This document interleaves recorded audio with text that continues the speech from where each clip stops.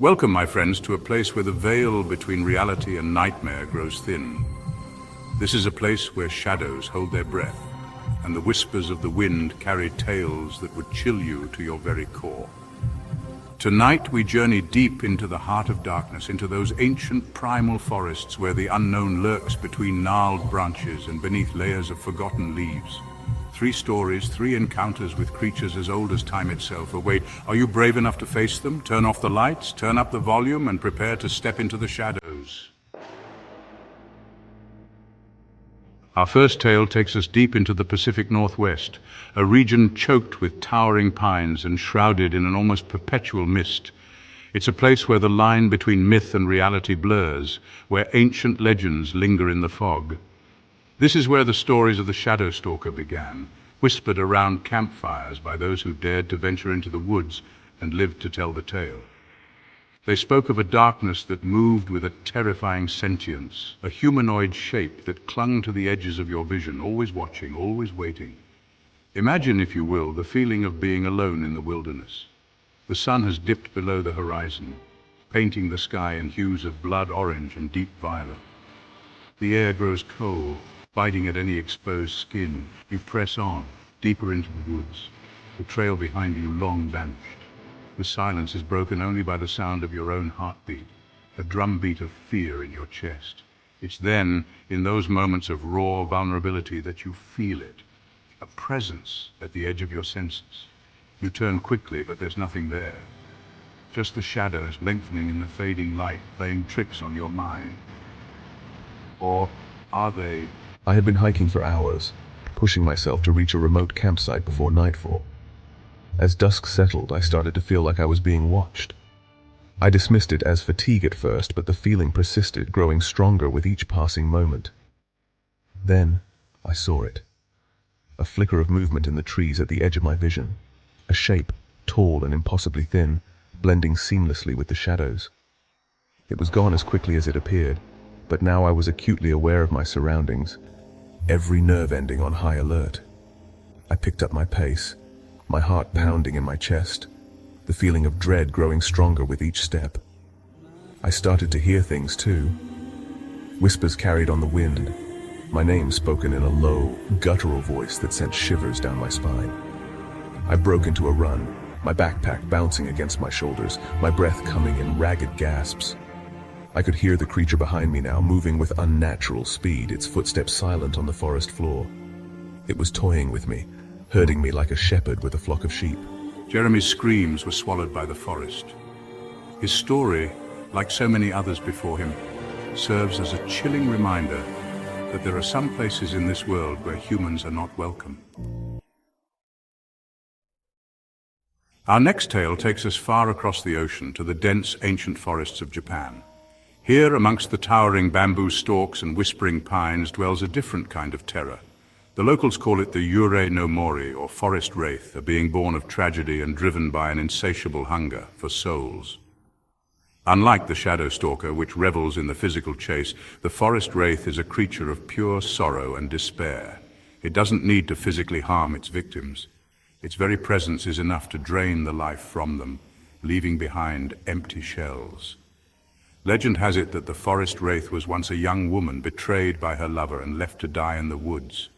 Her spirit, unable to find peace, became tethered to the forest, her sorrow and rage twisting her into something monstrous. Now she wanders the woods, her white funeral kimono flowing behind her, her long black hair obscuring her face. Those who claim to have seen her say that her eyes are like 2 bottomless pits, reflecting a lifetime of pain and suffering. There's a story passed down through generations about a group of friends who went hiking in the woods near a village nestled at the foot of Mount Fuji. They were young and carefree, their laughter echoing through the trees as they made their way deeper into the woods. As the sun began to set, casting long shadows through the trees, they realized they were lost. Panic started to set in, their laughter replaced by nervous whispers. Just when their hope began to dwindle, they saw her. A young woman, dressed in a white kimono, her head bowed slightly as if in mourning. She approached them slowly, her steps making no sound on the forest floor. "Are you lost, my dears?" she asked, her voice soft and melodic, like the tinkling of wind chimes. Relieved, the friends explained their predicament. The woman smiled sadly. "Follow me," she said. "I know these woods well. I can lead you back to the village." Trustingly, the friends followed her deeper into the forest. As they walked, the air grew heavy, thick with the scent of decaying leaves and damp earth. The light seemed to fade, even though the sun was still above the horizon. One by one, the friends started to feel a sense of unease, a creeping dread that settled in their stomachs. They tried to speak, to ask the woman where she was taking them, but their voices seemed to catch in their throats, the words refusing to form. Their bodies were never found, their souls claimed by the forest wraith, added to her ever-growing collection of lost souls. Chapter 3. The Beast of the Pines. Our final tale takes us to the Carpathian Mountains of Romania, a region steeped in folklore and shrouded in an almost palpable sense of ancient mystery. Here, in this unforgiving landscape where towering pines claw at the sky and jagged peaks pierce the clouds, legend speaks of a creature far more tangible, far more visceral than the spectral entities we've encountered so far.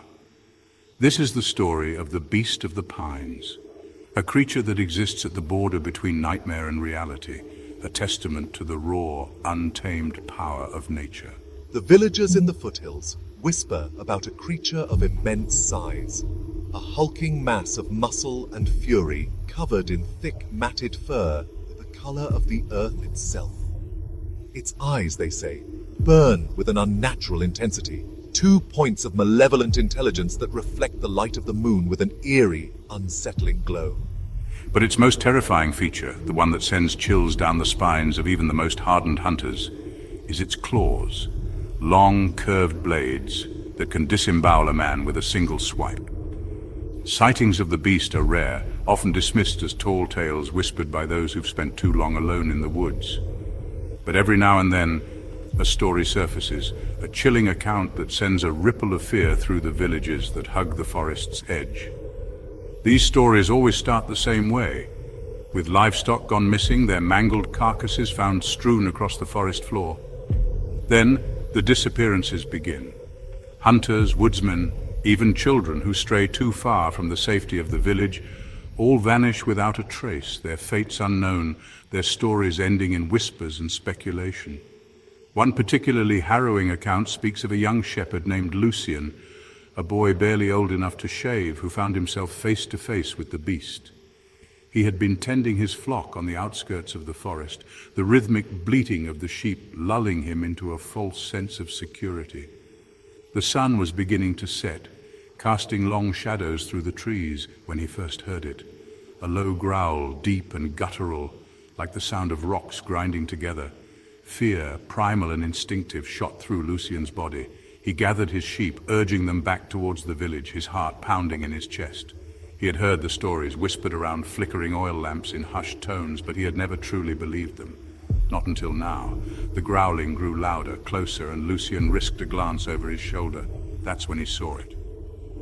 The beast stood at the edge of the trees, its massive form partially obscured by the shadows.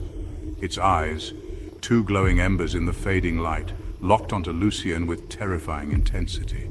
The sheep scattered, their panicked bleating filling the air, but Lucian stood frozen, his blood turning to ice in his veins.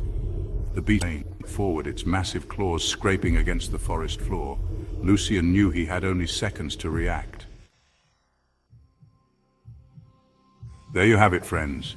3 terrifying tales from the darkest corners of the world, each one a chilling reminder that the unknown is always out there, lurking just beyond the veil of our reality. Sleep well tonight if you can. And remember, the next time you find yourself walking alone in the woods, be careful what lurks behind you and what might be watching from the shadows. Until then, sweet dreams, or as sweet as they can be after a journey into the heart of fear itself.